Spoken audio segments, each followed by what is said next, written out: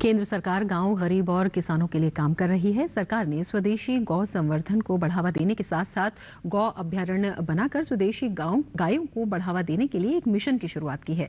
इस विषय पर केंद्रीय कृषि राज्य मंत्री डॉक्टर संजीव बाल्यान से बातचीत की हमारे संवाददाता ओपी यादव ने। नई सरकार के एजेंडे में ग्राम विकास के साथ साथ कृषि और पशुपालन भी शामिल है। क्या है नई सरकार का स्वदेशी गायों के संवर्धन के संदर्भ में एजेंडा? इस बारे में बात करने के लिए हमारे साथ मौजूद है केंद्रीय कृषि राज्य मंत्री डॉक्टर संजीव कुमार बाल्यान जी। सर, जो नई सरकार आई है उसके एजेंडे में स्वदेशी गायों के संवर्धन के लिए काफ़ी सारी योजनाएं हैं जी। क्या एजेंडा है नई सरकार का? नई सरकार का एजेंडा बिल्कुल क्लियर है। अब तक जो पॉलिसी चलती रही वो क्रॉस ब्रीडिंग को बढ़ावा कहीं ना कहीं देती रही। पहली बार सरकार ने राष्ट्रीय गोकुल मिशन के नाम से, हम जो स्वदेशी गाय कह सकते हैं, आप अपनी देसी गाय या इंडिजिनस कैटल जो है उसको बढ़ावा देने की योजना है।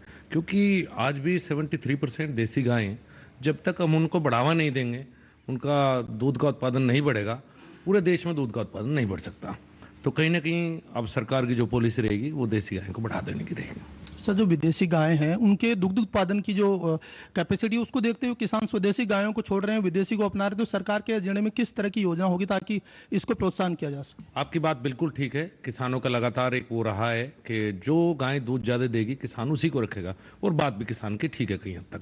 लेकिन हमें ये देखना है कि जब हमारी गायें ब्राज़ील जाकर अच्छा दूध दे सकती हैं तो कहीं ना कहीं सिलेक्टिव ब्रीडिंग के द्वारा वो हमारे देश में भी अच्छा दूध दे सकती हैं। उस पर कभी ध्यान नहीं दिया गया। उसी चीज़ पे ध्यान देकर देसी गाय का उत्पादन बढ़ाना है, जिससे किसान को देसी गाय को रखने में फ़ायदा हो सके। वही गवर्नमेंट की पॉलिसी है।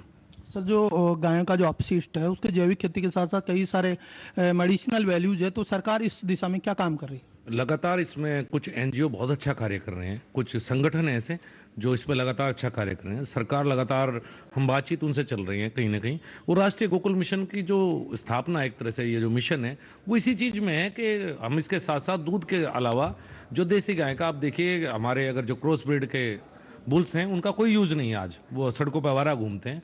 लेकिन अगर आप देसी गाय के बुल की बात करेंगे तो कृषि में उत्पादक में सहायक है। इसी तरह से ऐसी बहुत सी चीज़ें हैं जो देसी गाय दूध के अलावा भी हमें दे सकती हैं। उस पर भी लगातार वो चल रहा है सरकार का कार्य। सर, सरकार राष्ट्रीय गो अभ्यारण्य और जैसे गोकुल मिशन तमाम तरह की ऐसी योजनाएं ला रही हैं जिनके जरिए स्वदेशी गायों को प्रोत्साहित किया जाए, तो क्या इन योजनाओं का एजेंडा होगा और किस तरह पूरी की जाए? नहीं, एजेंडा तो बिल्कुल क्लियर है कि देसी गायों को बढ़ावा देना और उनमें उत्पादकता बढ़ाना, जिससे किसान को उन्हें रखने में फ़ायदा हो। क्योंकि हमें सबसे बड़ी बात यह, अगर किसान को फ़ायदा नहीं होगा तो वो नहीं रखेगा। तो इसकी उत्पादकता बढ़े और इसके जो और प्रोडक्ट हैं दूध के अलावा, उनका हम कहाँ कहाँ इस्तेमाल कर सकते हैं, वो भी आज उसी तरह की एक ये मीटिंग है, सेमिनार है आप कह सकते हैं, कि जो साइंटिस्ट बताएं, जो एनजीओ वाले हैं, जो इन पर ग्राउंड पर काम कर रहे हैं इस चीज़ में, कि इसको बढ़ावा कैसे दिया जा सकता है, इसके और क्या क्या यूज हमें दूध के अलावा किन किन प्रोडक्ट्स को हम गाय से ले सकते हैं। गायों का जो एक भारतीय संस्कृति है उसमें एक महत्वपूर्ण स्थान रहा है, सांस्कृतिक वैल्यू समझे, धार्मिक वैल्यू समझे, लेकिन धीरे धीरे ये कम होता जा रहा है। आए दिन गायों के जो आप देखते रहे वध हो रहा है, कई तरह की चीज़। बांग्लादेश में इतनी सारे लाखों गायें हर साल चली जाती है कटने के लिए, इसको रोकने के लिए सरकार क्या प्रयास करे? देखिए, आपकी बात बिल्कुल ठीक है। हमारी संस्कृति में गाय को माता खाया गया है, लेकिन बात वही हुई कि धीरे धीरे किसान की जोत छोटी हुई, उसके पास भूमि की कमी हुई, उसे अपना पेट पालने के लिए बहुत से काम करने पड़े थे। लेकिन अब नई सरकार की पॉलिसी बिल्कुल क्लियर है कि कुछ एनजीओ का तो यहाँ तक कहना है कि एक गाय 10 एकड़ फसल के लिए पेस्टिसाइड भी यूज़ नहीं करना पड़ेगा। इस तरह के एक्सपेरिमेंट अलग अलग लोग चला रहे हैं। हम उन सबको संगठित करके, उन सब की जो आज तक की उनका रिसर्च कह सकते हैं या उनको अनुभव है, उनका लाभ उठाकर हम गाय को इस तरह की चीज़ बनाएंगे कि किसान की एक वो हो जाए कि एक गाय अगर किसान रखेगा तो उसे ये फ़ायदे हैं। किसान को आपको फ़ायदा देना पड़ेगा। किसान को सिर्फ भावनाएं नहीं चला सकती, उसके पेट का भी सवाल है। तो कहीं ना कहीं हमें इस तरह का गाय को इस तरह की चीज़ बनाना है, किसान के लिए वो अच्छा हो जाए।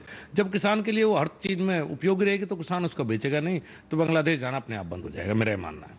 सर, किसान जो 70% जो आबादी है खेती करती है और 90% किसानों के घर में देसी गाय हैं, लेकिन उत्पादन की अगर बात करें तो उसका बहुत ही कम मूल्य मिल पा रहा है। तो क्या वजह है? दूध कम हो रहा है, उसको बढ़ाने के लिए क्या किया जाना चाहिए? देखिए, आपकी बात, दूध का मूल्य ठीक मिल रहा है। दूध की हमें देसी गाय जो हैं उनका दूध का आप देखेंगे, अगर आप किसी से भी पूछेंगे शहर में वो देसी गाय के दूध की उसकी आवश्यकता है, वो आपको कहेगा मुझे क्रॉस ब्रेड का दूध नहीं चाहिए, मुझे देसी गाय का दूध चाहिए। लेकिन समस्या किसान की है कि क्रॉस ब्रेड ज़्यादा दूध देती है, देसी गाय कम दूध देती है। अगर हम देसी गाय का प्रोडक्शन कहीं ना कहीं क्रॉस ब्रेड के पास ले आए तो कोई भी व्यक्ति, ना तो देसी गाय बीमार होती हैं, हमारी संस्कृति, हमारे माहौल, हमारी जलवायु को अनुकूल है, तो उनके प्रोडक्शन को अगर हम थोड़ा सा उठा पाए सिलेक्टिव ब्रीडिंग द्वारा, तो हर किसान देसी गाय रखेगा, देसी गाय को अपने आप छोड़ देगा, मेरा मानना है। तो ये थे केंद्रीय कृषि राज्य मंत्री डॉक्टर संजीव कुमार बाल्यान। जिनका मानना है कि सरकार न केवल गायों को प्रोत्साहन देने के लिए काम कर रही है, बल्कि उन्नत नस्ल सुधार के जरिए उनको उपयोगी बनाने की दिशा में काम कर रही है। कैमरामैन गोपाल के साथ OP Yadav, DD news, Delhi. Rajasthan के